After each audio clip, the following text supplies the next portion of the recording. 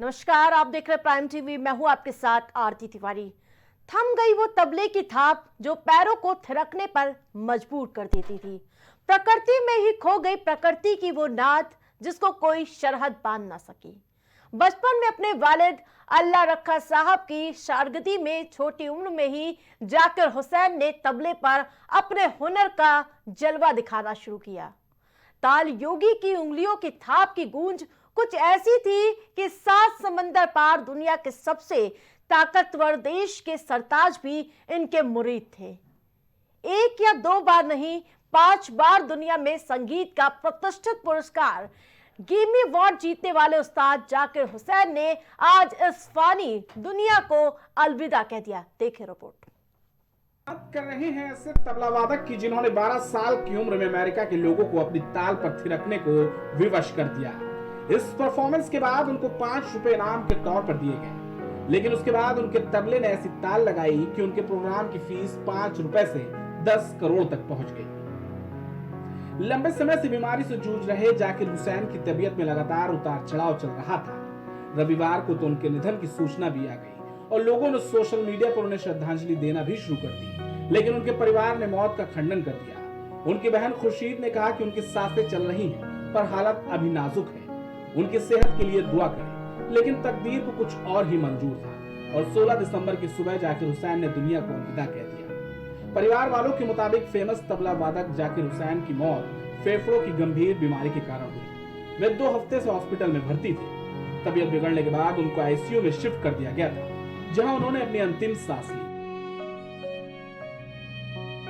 जाकिर हुसैन का जन्म 9 मार्च 1951 को मुंबई में तबला मास्टर अल्लाह रखा कुरैशी के घर हुआ था। जाकिर हुसैन साहब ने तबला वादन की शुरुआत महज 12 साल की उम्र में अमेरिका में पहला परफॉर्मेंस देकर की थी, जिसमें कि उन्होंने 5 रुपए इनाम के तौर पर दिए गए थे। उसके बाद उनके तबले की थाप ने दुनिया में ऐसी छाप बनाई कि उनके प्रोग्राम की फीस 5 रुपए से 10 करोड़ तक पहुंच गई। ऐसे ही वे आसमान की बुलंदियों को छूते गए। इसके बाद जॉर्ज हैरिसन की album living in the material world और जॉन हैंडी की एल्बम हार्ड वर्क में काम किया।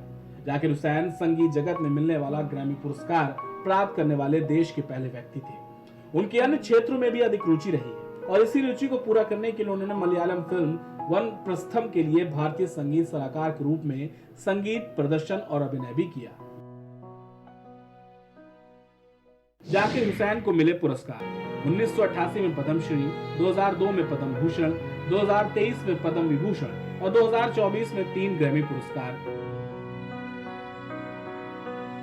2016 में हुए अंतर्राष्ट्रीय जैज दिवस के मौके पर अमेरिका के राष्ट्रपति ओबामा द्वारा व्हाइट हाउस में हुए कार्यक्रम में आमंत्रित किए गए संगीतकारों में से एक जाकिर हुसैन भी थे। वहीं दूसरी तरफ कई सालों से तबला बना रहे हरिदास भटकर ने कहा, मैंने तबला बनाना बस इसलिए सीखा ताकि मैं हुसैन साहब के लिए तबला बना सकूं। साल 1988 में मात्र 37 साल की सबसे कम उम्र वाले जाकिर हुसैन को पद्मश्री से नवाजा गया था।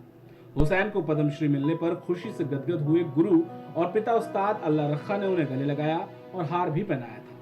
खतरनाक फेफड़े की बीमारी इडियोपैथिक पल्मोनरी फाइब्रोसिस के चलते देश के महान तबला वादक जाकिर हुसैन के तबले की ताल 73 वर्ष की आयु में हमेशा के लिए खामोश हो गई।